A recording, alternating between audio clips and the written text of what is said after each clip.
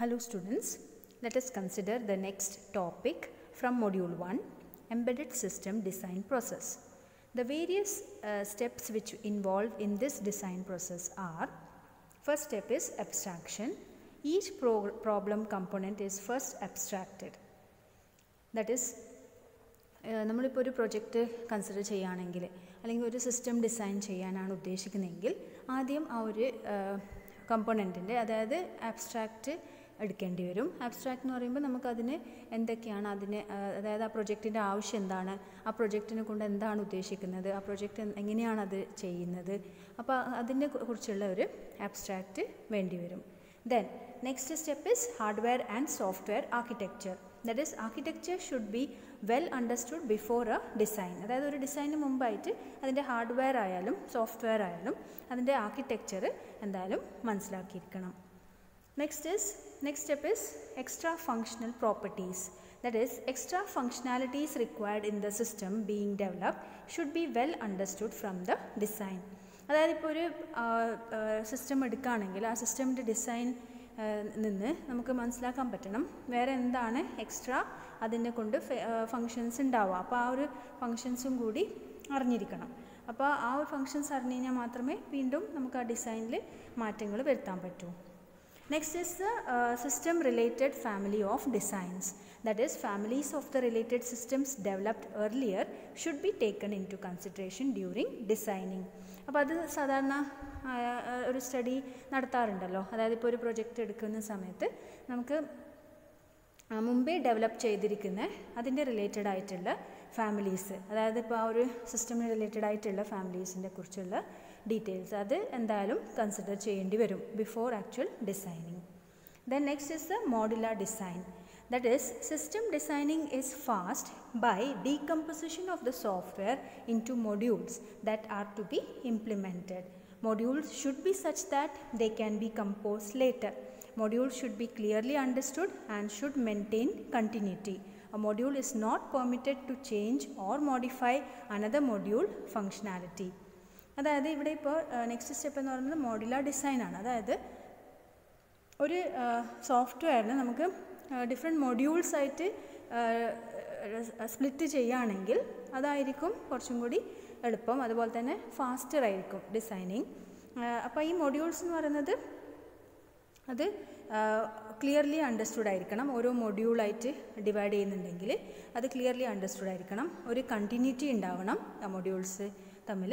Then അതായത് വേറെ ഏതെങ്കിലും ഒരു മൊഡ്യൂൾ ഫങ്ഷനാലിറ്റി അത് വെച്ചിട്ട് ഈ ഒരു മൊഡ്യൂള് ചേഞ്ച് അല്ലെങ്കിൽ മോഡിഫൈ ആവാൻ പാടില്ല.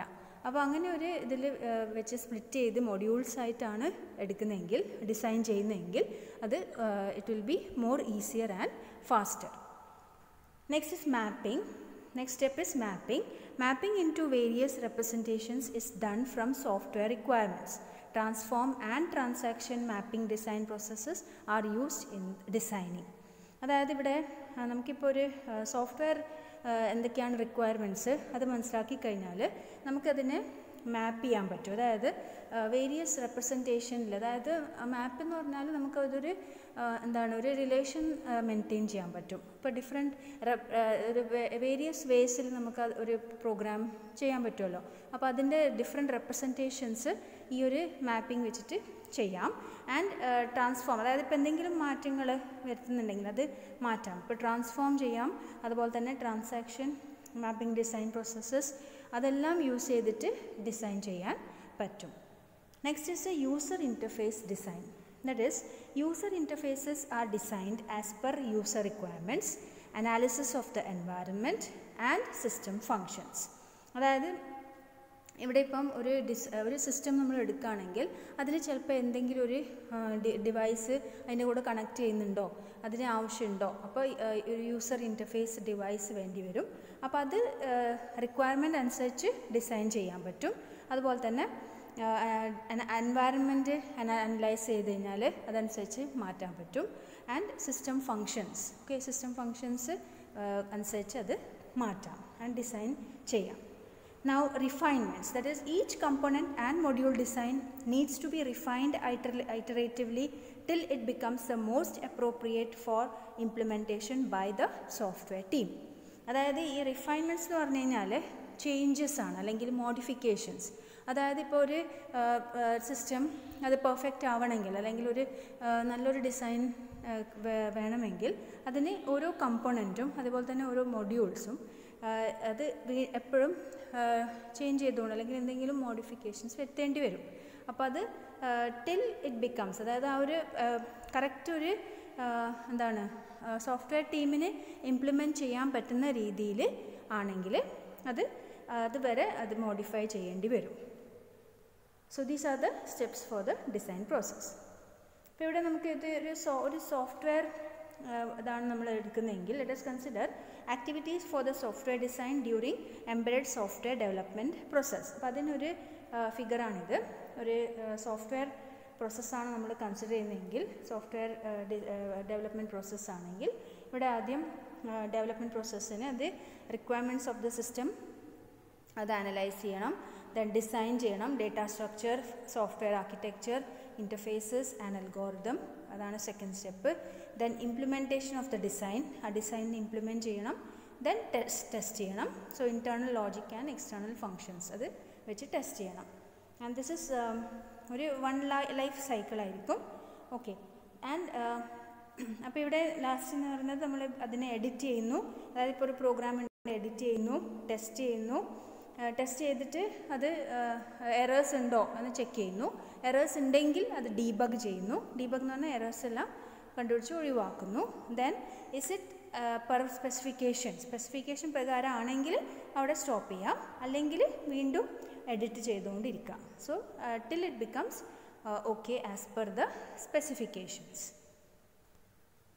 ഇനി ഡിസൈൻ മെട്രിക്സ് എന്താണ്? അതായത് there are certain parameters on which design of an embedded system depends.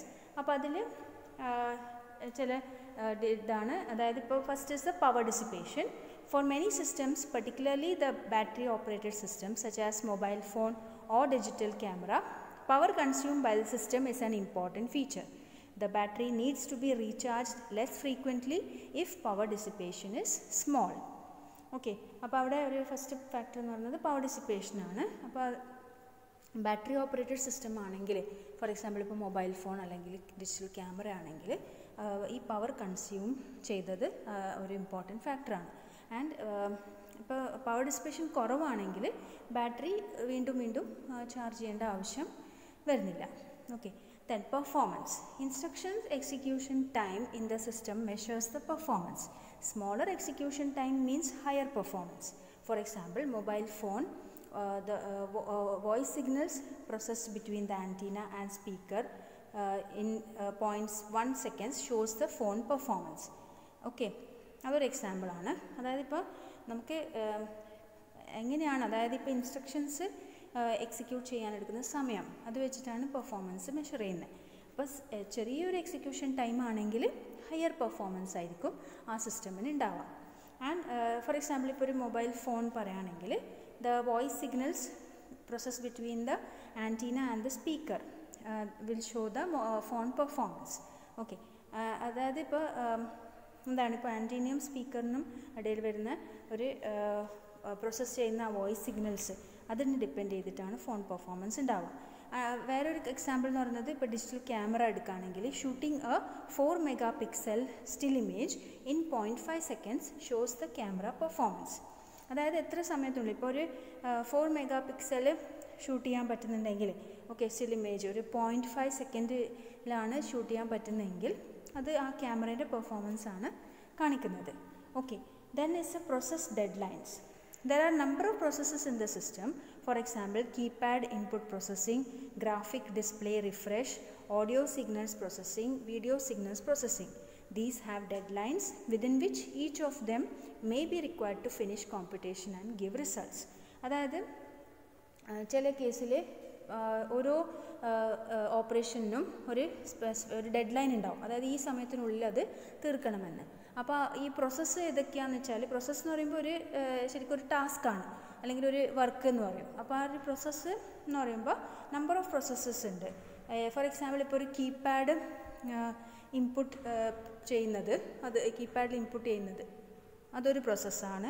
Then graphic display അതിന് റിഫ്രഷ് ചെയ്യണം, ദെൻ ഓഡിയോ സിഗ്നൽസ് പ്രോസസ്സ് ചെയ്യണം, അതുപോലെ തന്നെ വീഡിയോ സിഗ്നൽസ് പ്രോസസ്സ് ചെയ്യണം. ഇതെല്ലാം ഓരോ പ്രോസസ്സസാണ്. അപ്പോൾ അതിന് ഒരു ഡെഡ് ലൈൻ ഉണ്ടാവും. അപ്പോൾ അത് കംപ്ലീറ്റ് ചെയ്യണം, ഒരു പർട്ടിക്കുലർ ടൈമിനുള്ളിൽ കംപ്ലീറ്റ് ചെയ്ത് റിസൾട്ട് കാണിക്കുന്ന രീതിയിൽ ആയിരിക്കണം. Okay. Then user interfaces, that is these include keypad, GUIs and VUIs. അതായത് ഗ്രാഫിക്കൽ യൂസർ ഇൻ്റർഫേസും ഉണ്ട്, വിഷ്വൽ യൂസർ ഇൻ്റർഫേസും ഉണ്ട്. അപ്പോൾ അവിടെ അത് വെച്ചിട്ടാണ് യൂസർ ഇൻ്റർഫേസസ് കൺസിഡർ ചെയ്യുന്നത്. Then size of the system is measured in terms of physical space required, RAM in kilobytes, and internal flash memory requirements in megabyte or gigabyte for running the software and for data storage. The number of million logic gates in the hardware. അതായത് ഇപ്പോൾ ഇവിടെ size ഒരു important ഫാക്ടറാണ്. അപ്പോൾ size എങ്ങനെയാണ് measure ചെയ്യുന്നത് വെച്ചാൽ physical size. Okay. Then memory size, that is Ram ആണെങ്കിൽ കിലോബൈറ്റും, അതേപോലെ തന്നെ ഇൻറ്റേർണൽ ഫ്ലാഷ് റിക്വയർമെൻ്റ് ആണെങ്കിൽ മെഗാബൈറ്റും ഗിഗാബൈറ്റും ആണ് കൺസിഡർ ചെയ്യുന്നത്. പിന്നെ number of million logic Gates, ആ ഹാർഡ്വെയറിൽ എത്ര ലോജിക് ഗേറ്റ്സ് ഉണ്ട്, ഓക്കെ, ഇതെല്ലാമാണ് ഡിപ്പെൻഡ് ചെയ്യുന്നത് size. Then engineering cost, initial cost of developing, then debugging, testing the hardware and software is called engineering cost, and is a one time non-recurring cost.